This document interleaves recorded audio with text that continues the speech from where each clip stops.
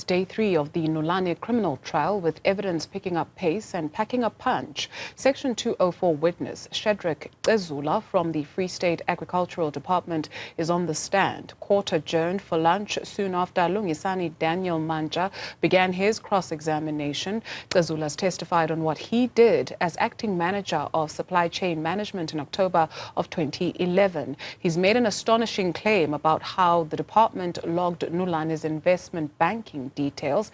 Erin is standing by to tell us about this riveting testimony. Erin, what are we hearing?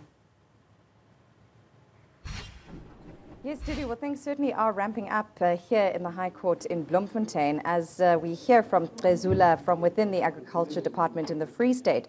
An astounding version from him today that he was with the then CFO, Saipati Dlamini, making their way in early October 2011 to the Finance Department in order to do some logging around the Nulane Investments undertaking. And he claims that the banking details for Nulane Investment weren't with the printed documentation they had. It included that letter from the New Delhi-based company, this non-ferrous and ferrous scrap metal business, which had sent the letter to the Free State government congratulating it on the Mohuma Mobung project and proposing a private-public partnership, public-private partnership. So he says his version is that Dlamini had the banking details for Nulane Investments handwritten on a piece of paper, and at that point they went to the Finance Department. It was put into the system, and that's how a 12 million rand payment, which formed part of the 25 million rand amount at issue here in court,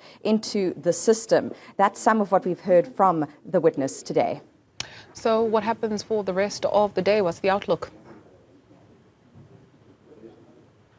So Mantsha has begun cross-examination. He's emphasized the fact that Cezula is a Section 204 witness. That means that he could have been a suspect in this case. And in fact, Mantsha is saying he should have been on the bench right behind me here, the bench for the 6 accused persons in this case, arguing that he has a motive here and that he's been selective with his evidence in order to save his own skin.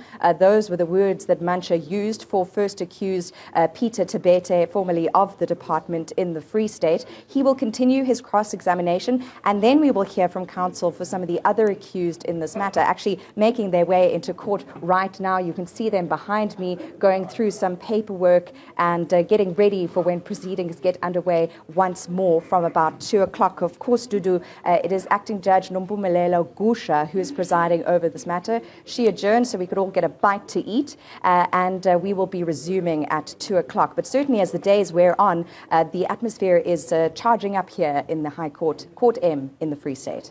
Erin Bates, thank you very much. Let's let you go so you can find yourself a prime position to follow developments there.